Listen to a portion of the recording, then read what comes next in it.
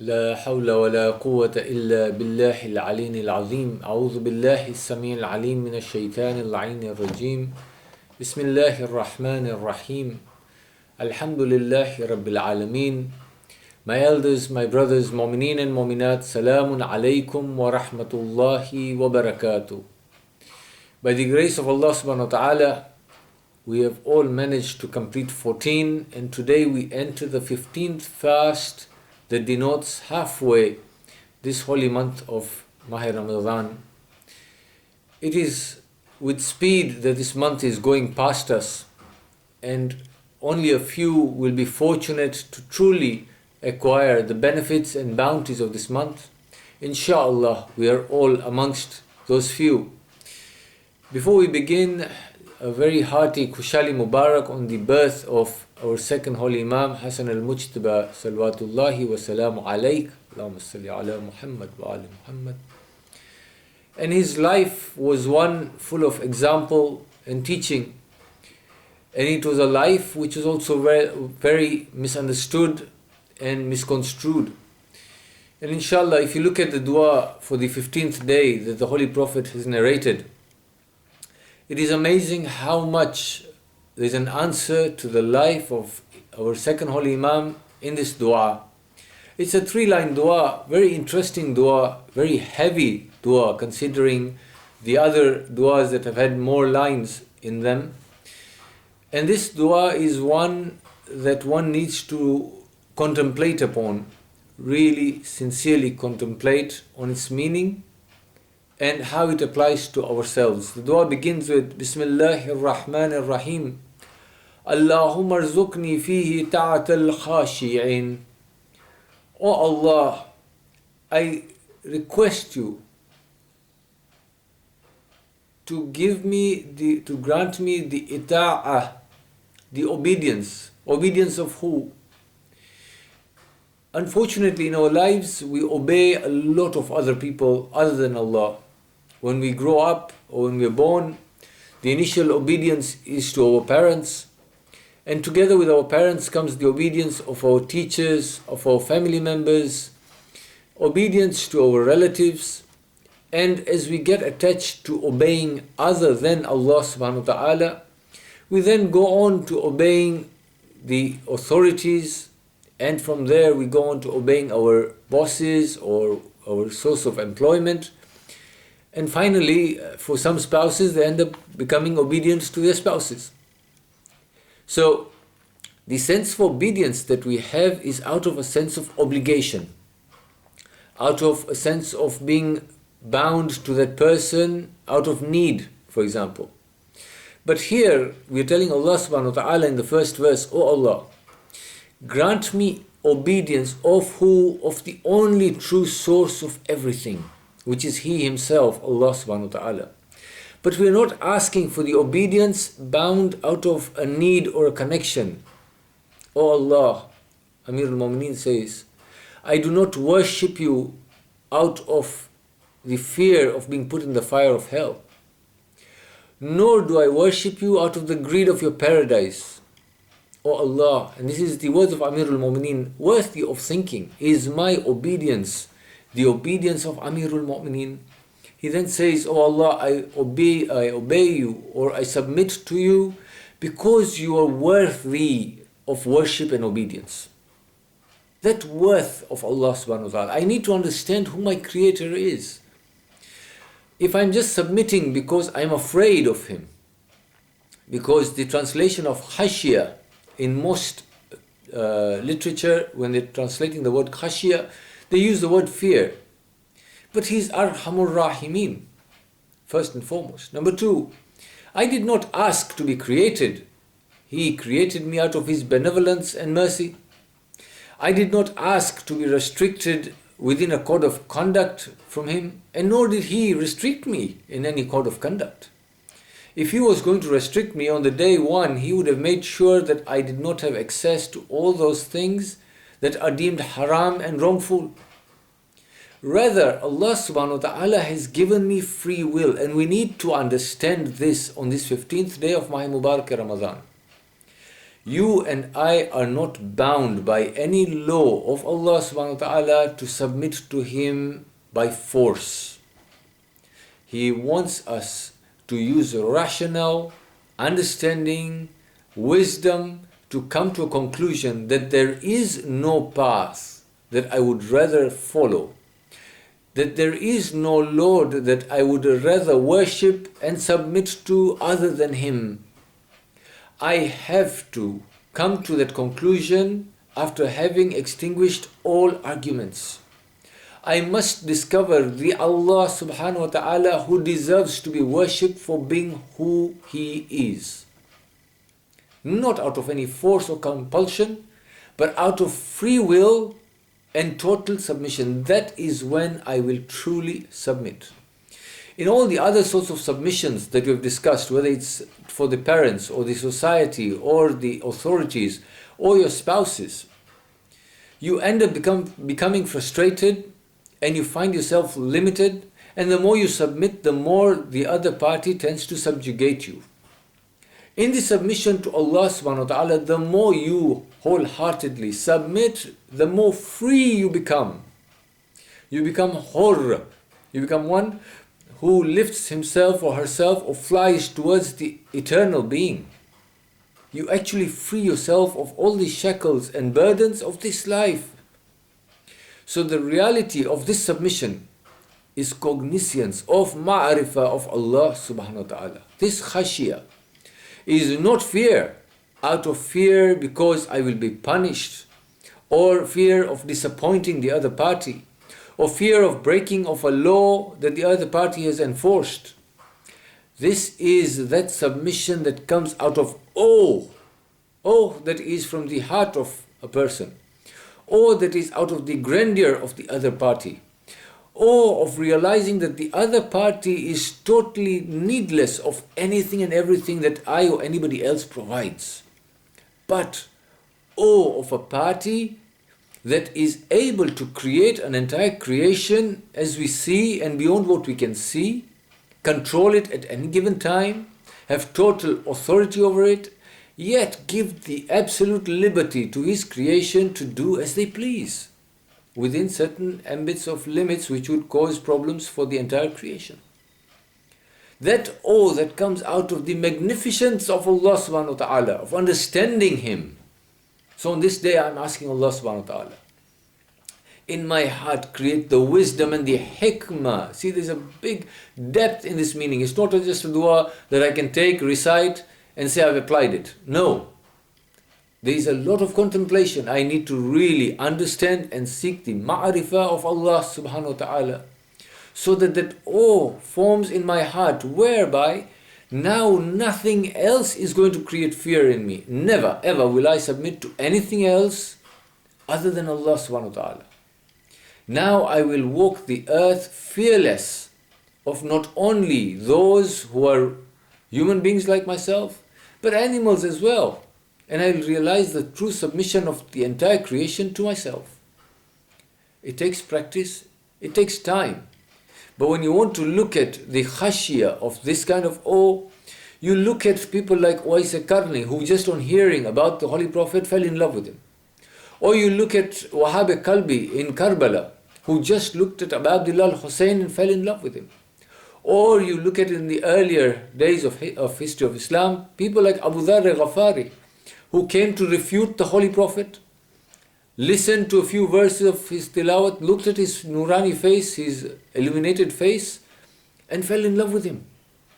And this is how you fall in love with Allah subhanahu wa ta'ala. When you understand Him, when you have cognizance of Him, when you understand Him from His creation, and you realize the magnanimity of this Lord of yours, who has created you, who has got your pulse in His power. He can extinguish your light without a thought, for example, for want of a better metaphor. You can cease to exist within a nanosecond or less than a nanosecond. And yet, we are more afraid of a coronavirus that is His creation or the creation of those who He created, and we do not even contemplate or think for a moment that He is far more powerful than this virus, and yet how much He has bestowed upon us. maybe through the contemplation of what we have got in our possession, we may come to understanding Allah subhanahu wa ta'ala and build this khashya in our hearts such that we would be in awe, more like not fear but love. Infinite love would fill inside ourselves such that we would then submit to Him obediently. The next verse goes on, وَاشْرَحْ فِيهِ صَدْرِي بِإِنَابَةِ الْمُخْبِتِينَ. Some more heavy words in Arabic. وَاشْرَحْ فِيهِ صَدْرِي, expand my heart. Washra is that great expansion. We've kept mentioning this in this month of Mubarak Ramadan. It's the banquet of Allah subhanahu wa ta'ala. When I come to Allah subhanahu wa ta'ala to a banquet, and the banquet of He who has provided the entire universe, and more than just this universe, the universes around us, then I come to Him with a utensil that is able to collect as much as possible from His banquet. Yet year in, year out, I come to His banquet and collect peanuts and go back. Am I really benefiting from the bounty of this holy month and from the banquet of Allah subhanahu wa ta'ala? I'm telling Allah subhanahu wa ta'ala, this is a banquet that is not full of biryani and kebab and samosas and what have you. There is no chips and pizzas in this banquet. What is in this banquet is a spiritual nourishment that makes me rise beyond the normal status of all other mankind. This is a banquet where my spirit can soar to the highest possible points of perfection that I can possibly achieve. So in this banquet, I need to come with something, and the utensil that I come with is my heart. Oh Allah subhanahu wa ta'ala, as I approach those big nights, now that I've done the forgiveness and the refinement and the purification of my soul, make my heart this vessel that I'm going to come with to your banquet, to those big nights, to the main nights when you're going to provide in abundance, when the whole night will be showering your mercy and blessings down on us. Oh Allah, washra fihi sadri, expand this heart of mine so that what? Inaba is to turn back. Oh Allah, I've been walking a path that I thought was the right path. But now suddenly I've hit a dead end and I've come to a stop and I've realized, hold on, that was not the path. I'm turning back. Inaba in other sense is also you have come, inna lillah, come from Allah, wa inna ilayhi raji'un, you are turning back towards Him. It's a complete cycle. You're not going away from Allah, inna lillah, and on from Allah. No, wa inna ilayhi, and your return is back. You're going to do a U-turn. This is the point of my U-turn, Ya Allah. Oh Allah, expand my heart now that I've realized that I'm on a U-turn and I want to speedily come back to you, because I do not know, for the last 40, 50, 60 years I've been moving away and away and away, and I may not even have one more day to return back to you.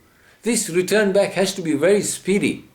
It's not like going on a journey of 600 miles and then saying it took me 4 hours and it takes me 4 hours to come back. I may not have 4 hours left to my time. So I need to now cover that 600 miles within the blink of an eye. Possible? Of course it's possible. What is this story of Asif Barkia in the Holy Quran when he tells Nabi Sulaiman that before you blink your eye, I will bring the throne of Bilqis to your feet. The throne of Bilqis may be a metaphorical throne, or it may have been a physical entity, but the key word was that in the blink of an eye, something could move from its station to another, which was nearly impossible to do. Likewise, this is the moment when I accept inaba. And I say, oh Allah, in the blink of an eye, I want to turn back to you and get to your closest proximity, such that at the end of my time, I may be the closest possible to you, so that I can be of the successful ones. O Allah, expand my chest so that, and grant me that speedy return to you, the inaba to you, so that I become of the mukhbitin, those who have truly, from their own free will, submitted to your will. When do I submit to an authority, for example? When I accept that the rules that the authority have set for me are good for me, are beneficial for me, I again come back to the example of this virus because it's become a very wonderful teaching tool. The minute the authorities told you that you need to take certain precautions to safeguard your life, which is most precious to you, you did not question the authority, but you implemented it. Yet you find so many, hundreds and thousands of people out there who have defied it, looked for conspirational theories. All the conspiracies aside, the virus is real, be it created or otherwise, and it is causing damage to the health of many. To prevent the damage happening to yourselves, because you love your lives, the first thing you did is follow those laws. You submitted to those laws. Here we're telling Allah subhanahu wa ta'ala, now that I've realized that you in your infinite mercy not only have created me, but given me a set of laws that are most beneficial to me, I submit sincerely, wholeheartedly, out of the freedom of my own choice, not by a whip or at the point of a sword or a gun. That submission is what will make my return to Allah speedy. Absolute submission. Again, I emphasize this point of absolute submission. Unfortunately, as a human being, I tend to submit where it benefits me, or it behoves me, or is in favor of what my thinking is. And there are those places where Allah subhanahu wa ta'ala truly needs my submission, and that's where I raise my questions. And that's where I'm half-hearted in this journey. My friends, my fellow travelers, in the journey towards Allah, there is no half measures. You either are fully committed or you're going to lose out. Yes, those who partially do things, ultimately it is His mercy that is going to allow them to get some sort of success. But the ultimate success is for that person who fully, wholeheartedly submits to the will of Allah subhanahu wa ta'ala. It is a short journey of this life, but the eternal world and eternal life that we go towards, those who fully submit will have amazing gifts from Allah subhanahu wa ta'ala. And those who have the chance to do it but did it half-heartedly will have nothing but regret. Even after having been given something by the mercy of Allah subhanahu wa ta'ala, they will still regret not having made the most of this short life. And the last verse is, بِأَمَانِكَ يَا أَمَانَ الْخَائِفِينَ. For you, out of your security, give me aman, give me security, give me peace, as you are the granter of security to those who are khaifin, those who have khashiyah. This sense of security is what? When you have got only the fear of Allah subhanahu wa ta'ala, and you fear no one else. And this fear, of course, is combined with the fact that your behavior and your makeup is absolute truth, where you do not deviate from haqq, you do not go towards batil, you're not a murderer and a thief and a liar and a backbiter, and you don't do ghiba, and you do not do harm to others, and you're very mindful of your neighbors and your friends and your family and all those who are around you and society in general. You will not be violating any of the laws that are man-made. So for that matter, you're not somebody who is going against the entire society to become khashiyah towards Allah. Allah's laws make you one who is an exemplary citizenry of this entire globe. You do not break any laws. In that state, you have got no fear whatsoever that you have done something worthy of being condemned by the laws that govern your physical world. And therefore, Allah subhanahu wa ta'ala grants you that security, the security blanket, that should anybody try to make a point against you, should anybody try to harm you, should anybody try to bring you down, the lower they try to bring you down, the higher Allah subhanahu wa ta'ala lifts you. If they, God forbid, falsely accuse you and imprison you and torture you and harm you, then Allah subhanahu wa ta'ala is your security at that moment, making sure that you're safeguarded. And when you bounce back, it is Allah subhanahu wa ta'ala who bounces you back to a higher station than what these people around you, out of their jealousy, may have done to you. This is the state of those people who are absolutely close to Allah subhanahu wa ta'ala. In our contemporary times, I'll give you one example, as time is also limited, but these are the examples we need to think about. These are people who lived amongst us.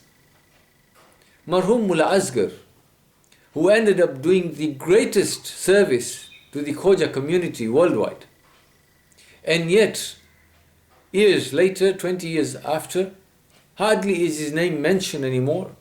Very few try and remember him. Marhum Mullah Asghar was the prisoner of the biggest tyrant of his time, Saddam al-Hussein, who has since then been killed for his tyranny. And Marhum Mullah Asghar did not submit to the tyrant, nor did he submit to the humanly desire of abasing oneself in front of another just to get out of that prison. He had that khashya in him, he had that love and awe of Allah subhanahu wa ta'ala. It doesn't mean that he was not fearful for his life. When he was in that state of imprisonment, of course he was in fear of himself and his spouse who also was taken with him. Both were not at the same level of taqwa possibly. Each feared for the other. But when they came out of that prison by the grace of Allah subhanahu wa ta'ala, who inspired some of our brothers to seek assistance in getting him out of there, what happened to Marhum Mullah Asghar? He rose to the pinnacle of success, a pinnacle that even those who are far more so-called educated and certified and qualified have not been able to uphold since his demise. We have had leader after leader come after him, and they have tried to fill in the gap and fill in his shoes. But I do not see any today in our community, including myself, who have lifted them to that level whereby they can establish something as wonderful and beautiful, as all-encompassing and all-servicing as the World Federation. What Marhum Mullah left behind as a legacy is going to be remembered as his legacy. This is the true khashiyah that we can also form in our hearts. We do not need to become World Federation presidents for this. In our own societies, in our own environments, there's a lot of work of Allah subhanahu wa ta'ala to be done.